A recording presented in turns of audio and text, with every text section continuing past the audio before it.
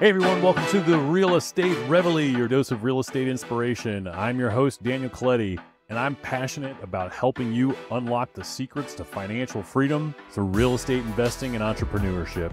Whether you're a seasoned investor or just starting on your journey, you'll find practical advice, market insights, and actionable tips to help you build a thriving real estate portfolio. Let's dive into the world of real estate and take your financial future to the next level. All right, everybody. Hey, welcome to Real Estate Reveille. This is a new podcast. It is about pursuing financial freedom and time freedom through real estate and entrepreneurship.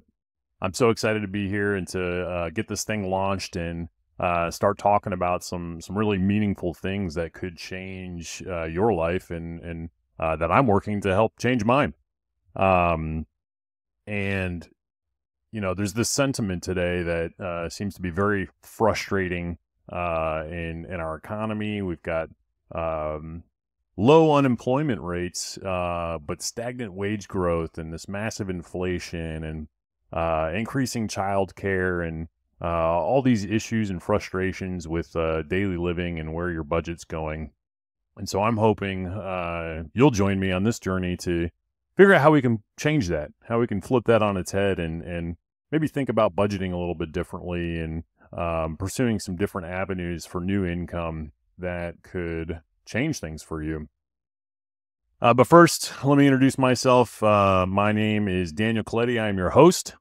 I grew up in South Florida in a town called Boynton Beach in Palm Beach County, Florida, which gets a lot of news now, and it's always interesting to see what's going on.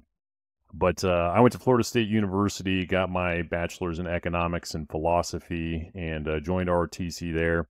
I actually first went there to be I wanted to be a Broadway star. I wanted to be on be in musical theater, and love singing and love the performing arts, but decided that I needed to do something a little bit more, let's say, conservative and less risky. And so I went to ROTC for the Army and commissioned as an Army officer in the quartermaster branch and focusing on logistics.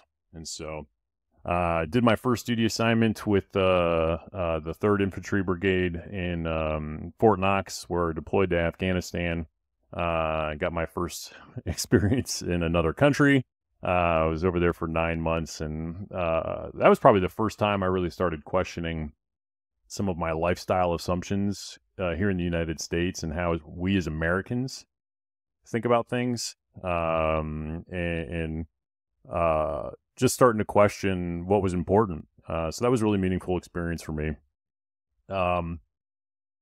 Brigade deactivated, and I went back to the old guard, actually. So we had to figure out where we're all moving to, and I was fortunate enough to get assigned to Washington, D.C. and do a couple of years with the old guard there. If you've never been, it's the unit with like the Tomb of the Unknown Soldier, and they do the cordons for any dignitaries in the area.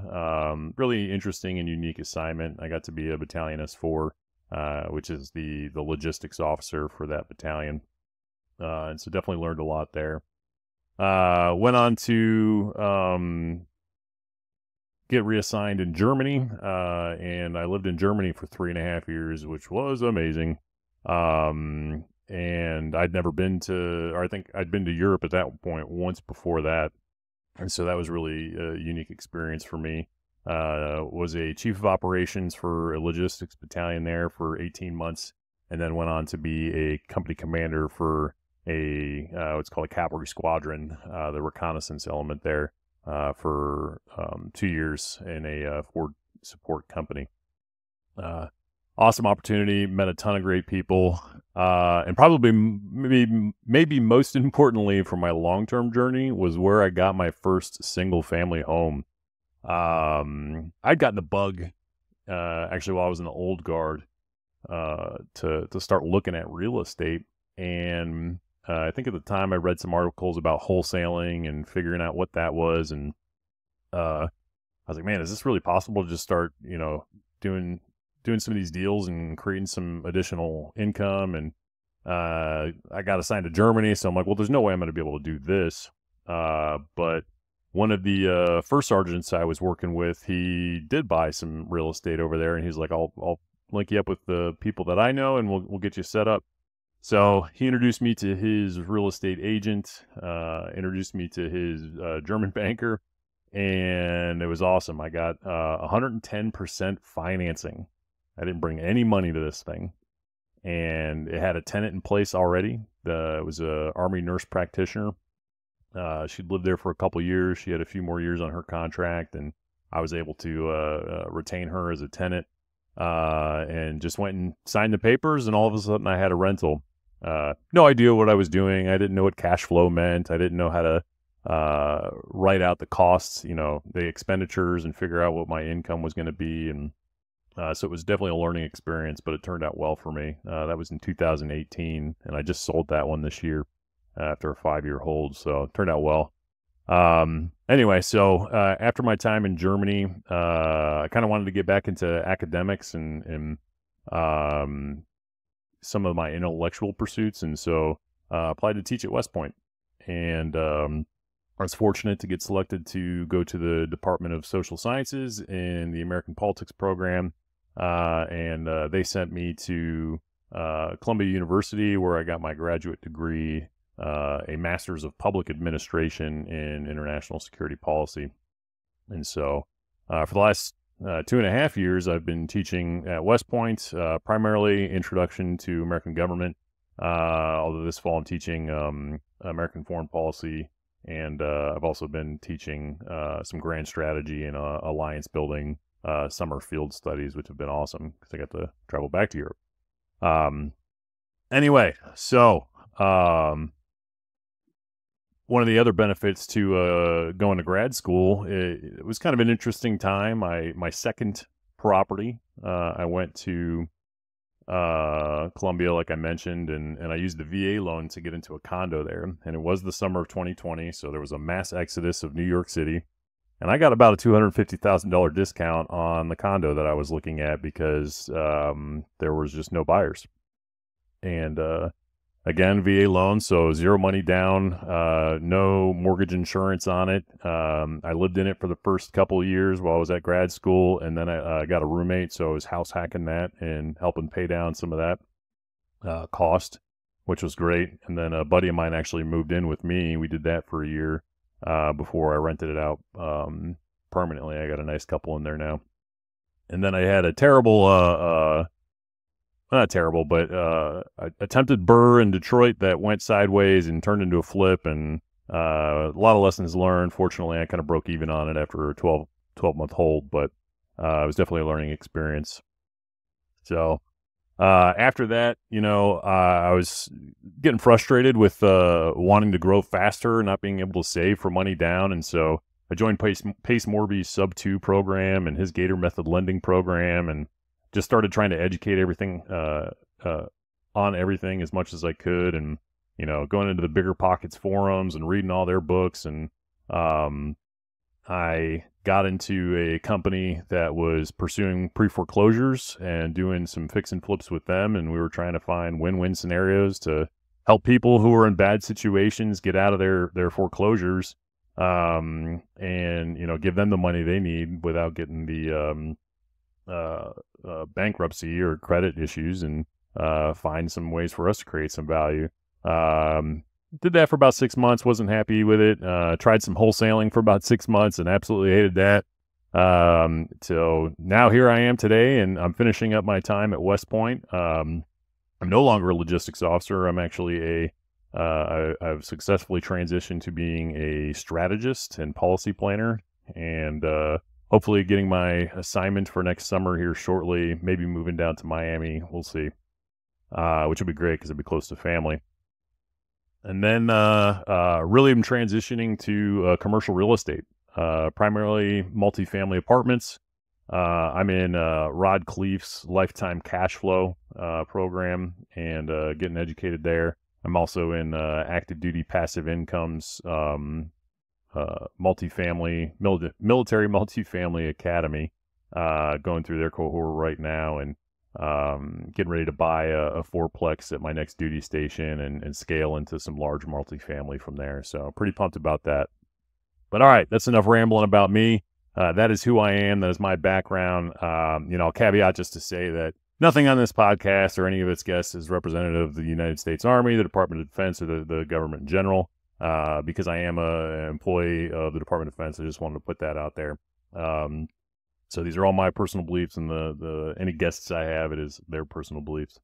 But all right, again, why are we here? We want to get financial freedom. We want to rethink how we are living. And I'll caveat to say, like, if you are in a 9 to 5 and you've got your pension going, your 401k, and you love what you do and you're passionate about that, then go listen to another podcast. Ignore me because this isn't for you. That is fine, and it's perfectly okay to do that. But if you find yourself frustrated with how things maybe have been going, and especially my generation, the millennials, where you're in that frame of, man, why haven't I bought that house yet? Or why is my retirement planning not really quite where I want it to be? Or you don't get to live the way you want to because there's really not a lot of room in the budget for it.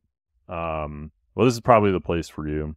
And I want to talk about the American dream a little bit, because I think especially, the 90s and the 2000s and, the after the collapse of the Soviet Union, where the United States was really thriving, we lived pretty comfortably, and there was this sense of just easy going, and we had the money to do with what we want. And I think a lot of that can be perception, and you got to look back at what the American dream really was. And people think of the white picket fence and the new car and doing all these things, but what it really was, it's a reference to that belief that anyone, regardless of where they were born or their socioeconomic status, they can attain their own version of success in a society where upward mobility is possible, right? But this is achieved through sacrifice. You got to do some risk taking. You got to work hard, and it just doesn't come by chance. And it's interesting because, a lot of today I'm going to talk about some studies from the Pew Research Center, and there's one that discusses and it looks into whether or not Americans believe the American dream is dead or it can still be achieved today. And 50% of Americans don't think it is.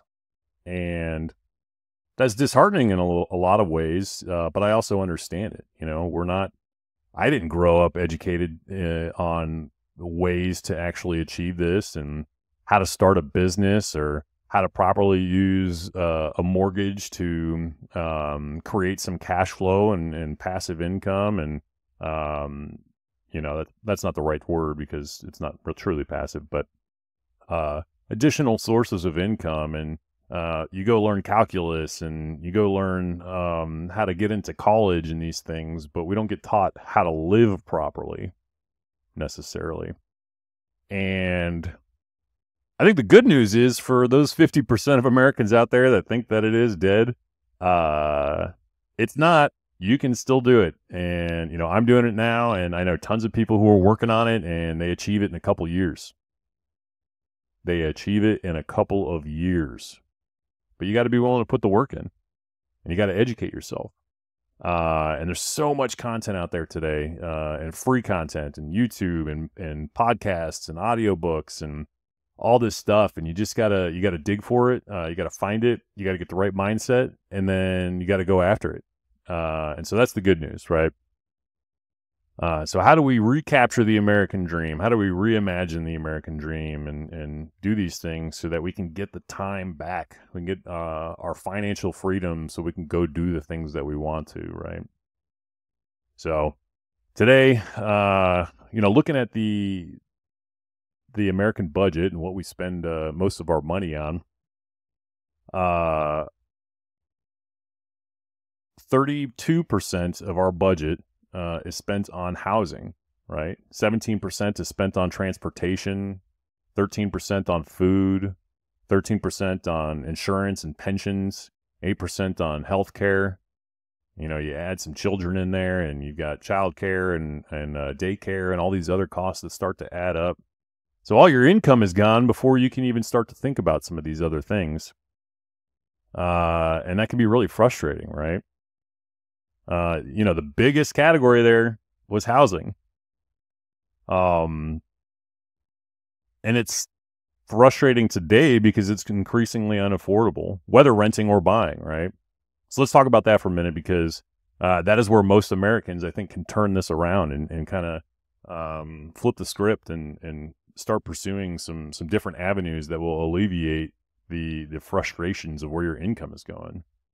So, again, according to a report from the Pew Research Center, one commonly used benchmark for housing affordability is that no more than 30% of household income should go to housing costs. Households that spend more than that are considered cost burden by the U.S. Department of Housing and Urban Development, right? Cost burden.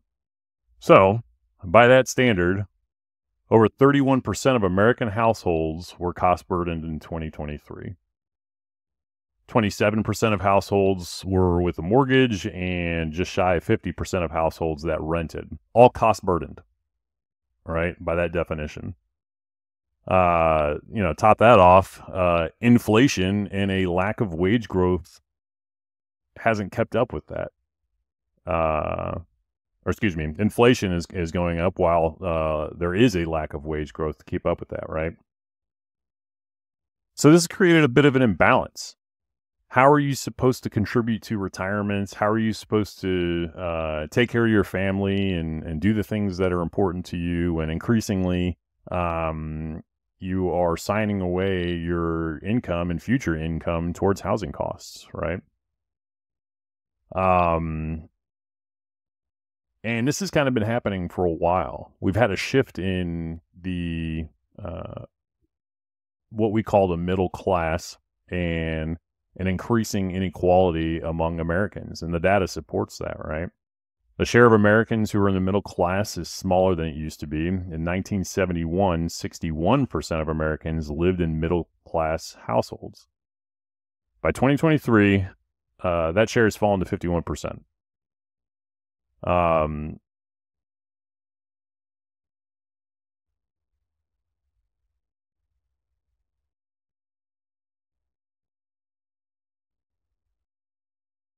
Another interesting statistic here, from 1971 to 2023, the share of Americans who live in lower income households has increased from 27% to 30%. And the share in upper income households increased from 11 to 19%. So that gap is truly widening. And if you find yourself in that lower half of the household income bracket, then maybe we should be questioning what we're doing, right?